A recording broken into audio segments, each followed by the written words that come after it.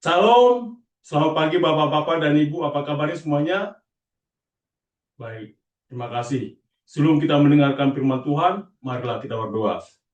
Ya Tuhan Bapa, kami hendak mendengarkan firman-Mu Tuhan, ajari kami Tuhan, supaya kami dapat memahami isi firman-Mu ini. Dan Saudara Kudus-Mu Tuhan bersama-sama dengan kami, supaya kami dapat memahami isi firman-Mu ini. Terpujilah Engkau Tuhan, di dalam nama anak-Mu, Kristus Yesus Tuhan kami. Amin.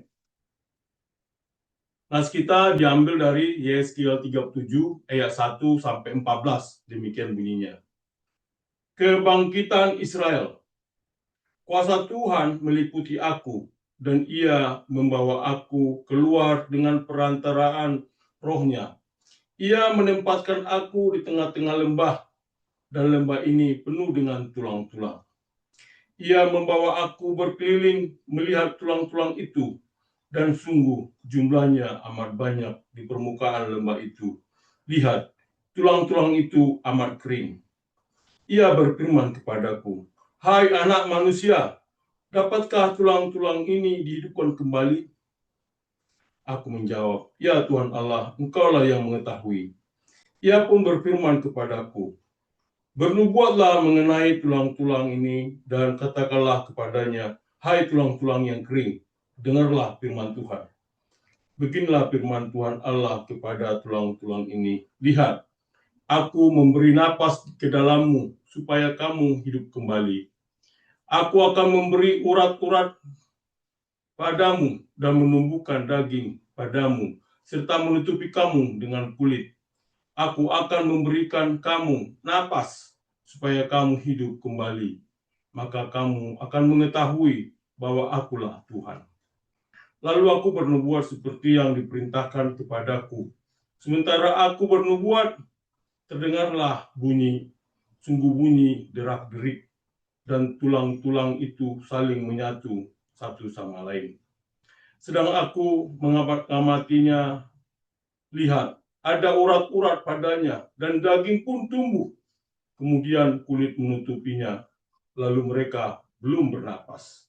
Firman Tuhan, firman-Nya kepadaku, bernubuatlah kepada napas itu, bernubuatlah, hai anak manusia, dan katakanlah kepada napas itu, beginilah firman Tuhan Allah, hai napas, datanglah dari keempat penjuru angin, dan berembuslah ke dalam orang-orang yang terbunuh itu, supaya mereka hidup kembali.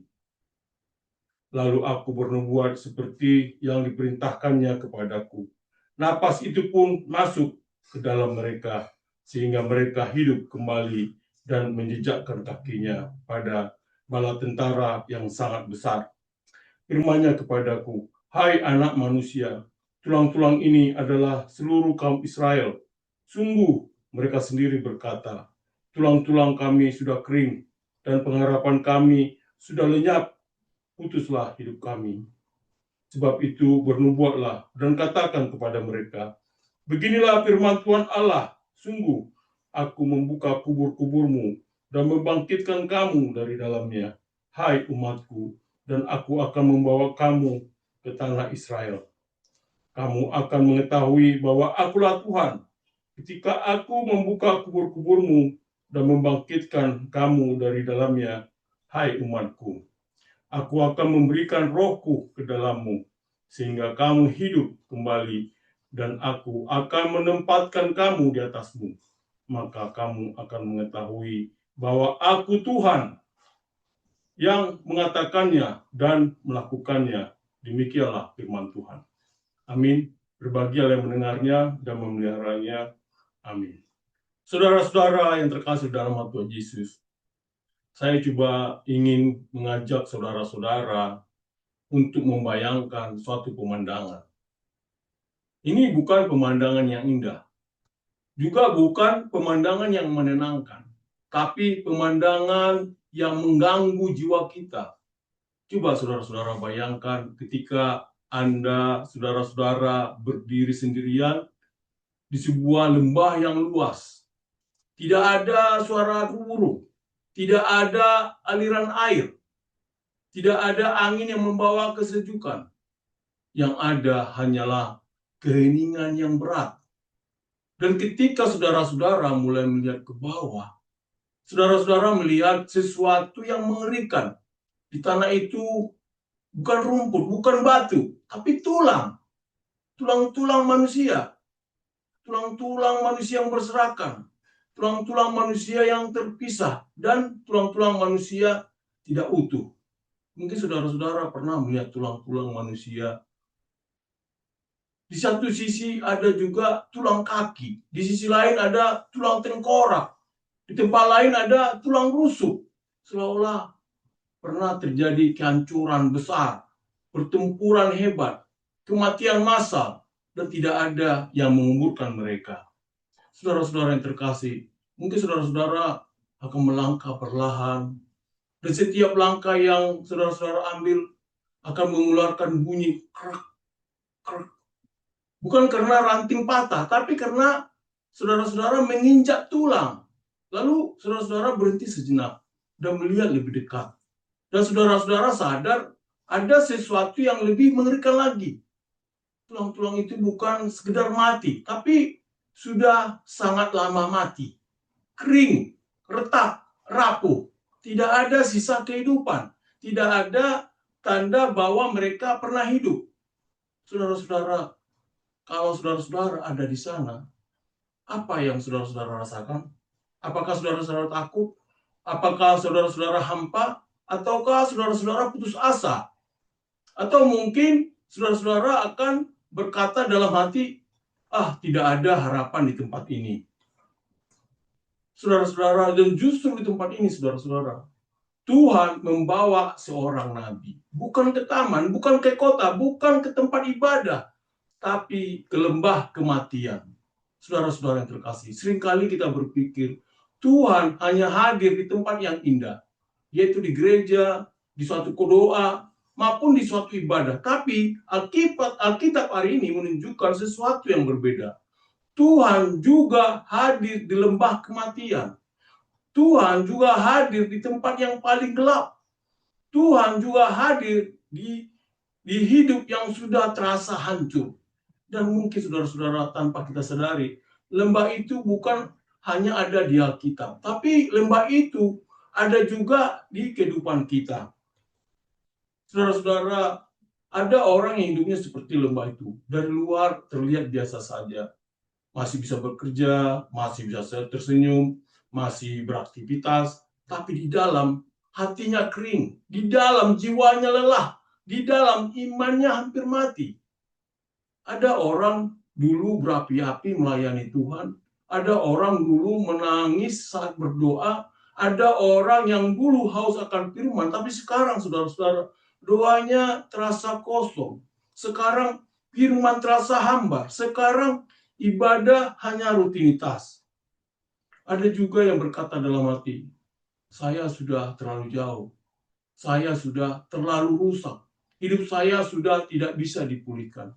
Dan tanpa disadari, saudara-saudara, kita mulai mengatakan hal yang sama seperti bangsa Israel. Pengharapan kami sudah lenyap. Saudara-saudara, inilah kondisi paling berbahaya dalam hidup rohani. Bukan saat kita berdosa, tapi saat kita merasa sudah tidak ada harapan lagi. Saudara-saudara, disinilah kita diajari. Justru di titik inilah, saudara-saudara, Tuhan berbicara. Bayangkan kembali lembah itu, sunyi, mati tanpa harapan. Lalu tiba-tiba Tuhan bertanya, dapatkah tulang-tulang ini hidup kembali? Saudara-saudara, ini bukan sekedar pertanyaan kepada Yeskiel. Ini juga pertanyaan kepada kita hari ini. Dapatkah hidup yang sudah hancur dipulihkan? Dapatkah hati yang sudah kering dihidupkan kembali? Dapatkah iman yang sudah mati bangkit kembali? Dan dapatkah orang yang sudah kehilangan arah menemukan tujuan? Saudara-saudara, secara manusia jawabannya tidak mungkin. Secara manusia juga mungkin mengatakan terlambat. Atau secara manusia mengatakan sudah berakhir. Tapi saudara-saudara, Alkitab tidak berhenti pada tidak mungkin. Karena kita tidak berbicara tentang manusia. Kita berbicara tentang Tuhan pemberi napas kehidupan. Saudara-saudara yang terkasih, hari ini sebelum kita masuk lebih dalam ke firman Tuhan, saya ingin setiap kita bertanya dengan jujur. Apakah hidup saya penuh kehidupan atau hanya penuh aktivitas? Apakah iman saya hidup atau hanya tersisa bentuknya? Apakah saya benar-benar dekat dengan Tuhan atau hanya terbiasa dengan hal-hal rohani? Saudara-saudara, karena kebenaran yang akan kita pelajari hari ini sangat dalam, saudara-saudara. Tuhan tidak hanya memperbaiki hidup, Tuhan menghidupkan kembali yang sudah mati. Bayangkan saudara-saudara. Kabar baiknya juga hari ini yang kita dapat dari firman hari ini adalah tidak ada kehidupan yang terlalu kering yang tidak dapat dihidupkan kembali oleh Tuhan. Hari ini saudara-saudara kita pelajari, jika saudara-saudara merasa kosong, hari ini jika saudara-saudara merasa lelah, hari ini jika saudara-saudara merasa jauh dari Tuhan, maka khotbah hari ini bukan kebetulan. Karena Tuhan sedang membawa saudara-saudara ke satu titik. Bukan untuk menghukum, tetapi untuk berkata, aku akan memberi napas kehidupan ke dalam hidupmu. Dan ketika Tuhan berbicara, saudara-saudara, lembah kematian bisa berubah menjadi tempat kehidupan. Sekarang, saudara-saudara, mari kita masuk lebih dalam ke firman Tuhan dan melihat bagaimana Tuhan mengubah tulang-tulang kering menjadi umat manusia yang hidup. Saudara-saudara yang terkasih dalam nama Tuhan Yesus, kita coba masuk ke dalam firman Tuhan hari ini. Yang pertama adalah Tuhan membawa kita berjalan di tengah kematian. Saudara-saudara, mari kita kembali ke lembah itu. Bayangkan, Yeskiel tidak hanya berdiri, tapi ia berjalan. Tuhan tidak hanya menunjukkan dari jauh. Tuhan berkata seakan-akan, lihat lebih dekat, rasakan, sadari. Lalu Yeskiel melangkah, satu langkah, dua langkah, dan setiap langkah bunyinya krek, krek. Ini tidak hanya melihat kematian, ia mengalaminya secara dekat. Saudara-saudara, mengapa Tuhan melakukan ini? Karena Tuhan tidak ingin Yeskiel memiliki penglihatan yang dangkal. Tuhan ingin dia melihat seberapa parah kondisi itu. Dan seringkali saudara-saudara, Tuhan melakukan hal yang sama dalam hidup kita. Kadang Tuhan mengizinkan kita mengalami kekosongan. Kadang Tuhan mengizinkan kita merasakan kelelahan rohani. Kadang Tuhan mengizinkan kita menghadapi kehancuran. Kadang Tuhan mengizinkan kita berada di titik terendah. Bukan karena Tuhan tidak peduli, tapi karena Tuhan sedang membuka mata kita terhadap kondisi yang kita sebenarnya. Saudara-saudara yang terkasih, selama kita merasa baik-baik saja, kita tidak akan mencari Tuhan dengan sungguh-sungguh. Selama kita merasa masih kuat, kita tidak akan bergantung pada Tuhan. Tapi ketika kita mulai berkata, Tuhan, aku kering. Tuhan, aku kosong. Tuhan, aku tidak punya kekuatan lagi. Disitulah pemulihan dimulai. Yang kedua, kita pelajari pertanyaan yang menembus. Di tengah lembah itu, saudara-saudara, Tuhan bertanya, dapatkah tulang-tulang itu dihidupkan kembali? Dapatkah tulang-tulang ini dihidupkan kembali? Saudara, bayangkan ketika saudara berdiri di sana, apa jawaban saudara-saudara? Mungkin secara logika, hal itu pasti tidak mungkin. Secara logika juga tidak ada harapan. Dan secara logika sudah terlambat. Tapi Yeskiel tidak menjawab dengan logika. Ia bertanya, ya Tuhan Allah, Engkaulah yang mengetahui. Seperti disebutkan di sini, hai manusia, dapatkah tulang-tulang itu dihidupkan kembali? Aku menjawab, ya Tuhan Allah, Engkaulah yang mengetahui. Ayat 3, Engkaulah yang mengetahui. Ini bukan hanya tidak tahu. Ini adalah jawaban penyerahan total. Ini adalah jawaban iman kepada kedaulatan Tuhan. Saudara-saudara, seringkali masalah kita bukan karena kita tidak tahu firman, tapi karena kita membatasi Tuhan dengan logika kita. Tapi karena kita mengukur kuasa Tuhan dengan keadaan kita. Hari ini Tuhan bertanya kepada kita, bisakah hatimu yang dingin dihidupkan kembali? Tuhan bertanya kepada kita hari ini, bisakah keluargamu dipulihkan? Tuhan bertanya kepada kita hari ini, bisakah imanmu bangkit lagi? Dan mungkin kita akan berkata, Tuhan, seperti ini tidak mungkin. Tapi Tuhan tidak menunggu jawaban yang penuh keyakinan. Tuhan hanya ingin mencari hati yang berkata, Tuhan, Engkau sanggup. Hal yang ketiga yang kita pelajari firman ini adalah firman yang diberitakan di tempat yang mustahil. Di sini disebutkan, Tuhan berkata, bernubuatlah kepada tulang-tulang itu. Di ayat 4, bernubuatlah mengenai tulang-tulang itu. Saudara-saudara, ini memang aneh. Berkhotbah kepada tulang, tidak ada telinga, tidak ada respon, dan tidak ada kehidupan. Tapi Yeskiel tetap taat. Disitulah kita belajar. Ketaatan kepada firman tidak tergantung pada kondisi. Saudara-saudara, kadang kita berkata, percuma. Kadang kita berkata, tidak ada hasil. Kadang kita berkata, tidak ada perubahan. Tapi Tuhan berkata, tetaplah berbicara firman-Ku. Tuhan tetap berkata, tetaplah taat. Tuhan berkata, tetaplah percaya. Dan ketika Yeskiel bernubuat, sesuatu mulai terjadi.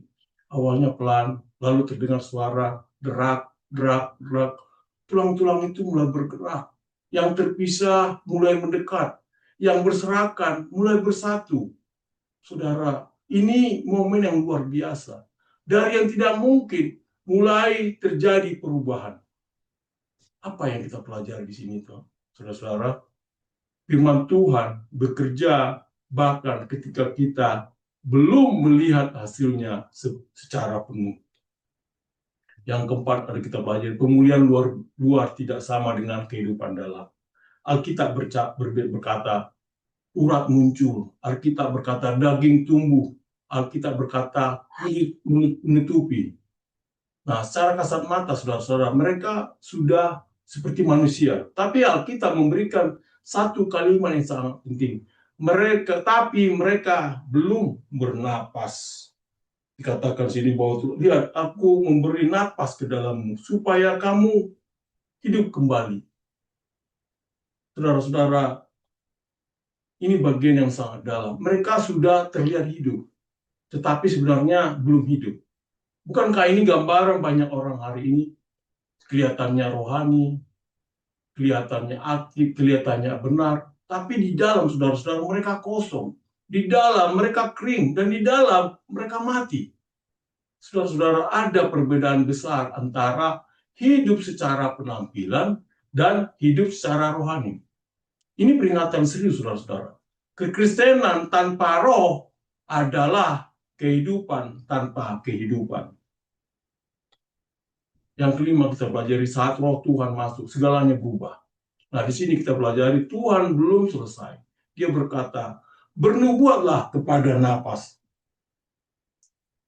Bernubuatlah kepada napas. Dan ketika napas itu masuk, sesuatu yang luar biasa terjadi. Yang tadinya diam, bergerak, mulai hidup.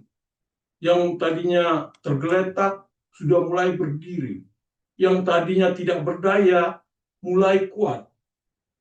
Dan kalau kita berkata, mereka menjadi tentara yang sangat besar. Saudara, perhatikan perubahan ini. Perubahannya dari tulang menjadi tubuh, kemudian menjadi kehidupan, kemudian mereka mempunyai kekuatan, dan akhirnya mereka mempunyai ketujuan. Nah, ini bukan sekedar hidup kembali. Ini adalah transformasi total. Artinya adalah bahwa roh Tuhan bukan hanya memberi hidup, tapi dia memberi tujuan, memberi arah, dan juga memberi kuasa. Yang keenam kita pelajari adalah dari keputusasaan menjadi pengharapan. Tuhan berkata, tulang-tulang ini adalah seluruh kaum Israel. Disebutkan di sini bahwa tulang-tulang ini adalah seluruh kaum Israel. Dan mereka berkata, pengharapan kami sudah lenyap. Saudara-saudara, ini suatu hati manusia tanpa Tuhan. Tapi Tuhan menjawab, aku membuka kubur-kuburmu. Artinya, saudara-saudara, Tuhan masuk ke tempat yang paling gelap. Artinya, Tuhan masuk ke tempat yang paling mati. Dan Tuhan masuk ke tempat yang paling mustahil. Dan Tuhan berkata, aku akan menghidupkan kamu kembali. Saudara-saudara, hari ini mungkin ada kubur dalam hidup saudara-saudara. Seperti kubur kekecewaan, mungkin ada kubur, yaitu kubur dosa. Mungkin ada kubur dalam hidup saudara-saudara, itu kubur kegagalan, atau juga kubur luka. Tapi Tuhan berkata kepada kita, saudara-saudara, aku akan membuka itu. Aku akan menghidupkan itu. Hal yang ketujuh adalah mengenal Tuhan. Di sini Tuhan berkata, maka kamu akan mengetahui bahwa akulah Tuhan. Maka kamu akan mengetahui bahwa aku Tuhan yang mengatakannya dan melakukannya, demikian firman Tuhan. Ayat 14. Saudara, ini penting saudara. Tuhan tidak hanya ingin memperbaiki hidup kita, menyelesaikan masalah kita, tapi Tuhan ingin kita mengenal Dia secara pribadi. Karena pada akhirnya saudara-saudara, berkat terbesar bukan perubahan keadaan. Pada akhirnya saudara-saudara, bukan hanya berkat, tetapi perjumpaan kita dengan Tuhan. Saudara-saudara, coba bayangkan kembali lembah itu. Yang tadinya sunyi, mati, dan kering, sekarang berubah menjadi hidup, berdiri, kuat, dan penuh tujuan. Dan Tuhan berkata, itulah yang aku ingin lakukan dalam hidupmu. Jika saudara-saudara kering, di sini Tuhan mau menghidupkan. Jika saudara-saudara merasa mati, Tuhan mau membangkitkan. Jika saudara-saudara putus asa, Tuhan mau memberi harapan. Karena Dia adalah Tuhan pemberi napas kehidupan. Saudara-saudara yang terkasih dalam nama Tuhan, kita sudah berjalan bersama di lembah. Kita sudah melihat tulang-tulang yang kering, kita sudah melihat kehancuran yang total, kita sudah melihat keadaan tanpa harapan, dan mungkin saudara-saudara tanpa kita sadari, kita melihat diri kita sendiri di sana. Lalu poin-poin apa yang kita rangkum dalam khotbah kita hari ini? Ada 5 hal, yang itu satu adalah tanpa Tuhan kita adalah tulang-tulang kering. Mungkin kita masih hidup secara fisik, tapi tanpa roh Tuhan kita mati secara rohani. Yang kedua, firman Tuhan membentuk, tetapi roh Tuhan menghidupkan. Di sini diajarkan kita bisa punya banyak agama, kita punya bentuk agama, kita bisa punya aktivitas rohani, tapi tanpa roh, saudara-saudara, tidak ada kehidupan. Yang ketiga, Tuhan bekerja dalam kemustahilan. Artinya tidak ada keadaan yang terlalu hancur, tidak ada hidup yang terlalu rusak, dan tidak ada hati yang terlalu keras.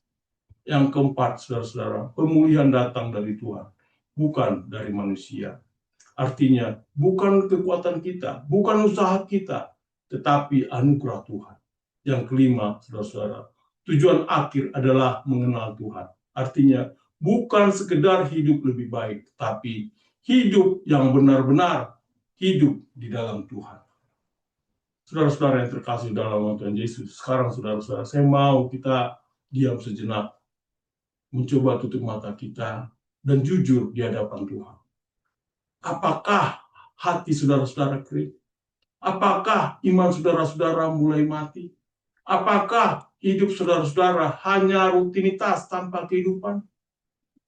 Jangan jauh dengan mulut. Jawablah dalam hati. Karena Tuhan sedang melihat. Dan Tuhan sedang berbicara.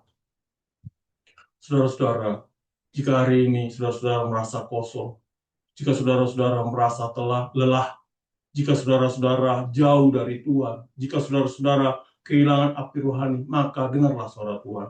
Aku akan memberi napas kehidupan ke dalam dirimu. Bukan besok, bukan nanti, tapi hari ini, saudara-saudara. Saya tidak tahu siapa saudara-saudara yang menonton hari ini, tapi roh Tuhan tahu. Mungkin saudara-saudara sudah lama di gereja, tapi tidak hidup. Mungkin juga saudara-saudara pernah dekat dengan Tuhan, tapi sekarang jauh. Mungkin juga saudara-saudara menyimpan dosa, dan hati saudara-saudara menjadi keras. Mungkin saudara-saudara kehilangan arah, dan tidak tahu harus kemana. Hari ini saudara-saudara, Tuhan tidak menghakimi saudara-saudara. Tuhan memanggil saudara-saudara. Jika saudara-saudara rindu dipulihkan, jika saudara-saudara rindu dihidupkan kembali, jika saudara-saudara rindu mengalami Tuhan, saya undang saudara-saudara. Angkatlah tangan saudara-saudara. atau letakkan tangan di dada saudara-saudara, atau datang dalam hati dengan sungguh-sungguh, bukan kepada manusia, tetapi kepada Tuhan. Saudara-saudara, jika saudara-saudara berdoa, berdoalah demikian. Tuhan Yesus, hari ini aku datang padamu. Aku sadar bahwa tanpa Engkau aku kering. Tanpa Engkau aku mati secara rohani. Tuhan, aku tidak mau hidup dalam kekosongan lagi. Aku tidak mau hanya memiliki bentuk tanpa kehidupan. Hari ini aku membuka hatiku. Aku bertobat. Aku kembali kepadamu Tuhan. Hembuskan napasmu ke dalam hidupku. Hidupkan kembali imanku. Pulihkan hatiku. Nyalakan kembali kasihku. Aku percaya Engkau adalah Tuhan yang memberi kehidupan. Mulai hari ini, aku mau hidup untukmu. Aku mau berjalan bersamamu. Aku mau mengenal Engkau lebih dalam. Saudara-saudara, demikianlah saudara-saudara berdoa. Saudara-saudara, jika saudara-saudara percaya, angkatlah hatimu saudara-saudara kepada Tuhan dan dengarkan ini. Tulang-tulang kering akan hidup kembali. Hati yang mati akan dihidupkan kembali. Iman yang padam akan dinyalakan kembali. Karena Tuhan adalah pemberi napas kehidupan. Saudara-saudara, tidak ada kehidupan tanpa roh Tuhan. Dan tidak ada kematian yang terlalu dalam yang tidak dapat dihidupkan kembali oleh Tuhan. Amin. Mari kita berdoa. Ya Tuhan Bapa, kami tahu Tuhan bahwa kami sering jauh daripada-Mu Tuhan. Sering merasa berdosa ya Tuhan di hadapan-Mu. Tapi kami yakin ya Tuhan, kiranya Engkau-lah selalu beserta dengan kami Tuhan. Supaya roh-roh kami Tuhan selalu beserta dengan kami. Dan roh-Mu itu menguatkan kehidupan kami ya Tuhan. Terpujilah Engkau Tuhan, di dalam nama Anakmu, Kristus Yesus Tuhan kami. Amin.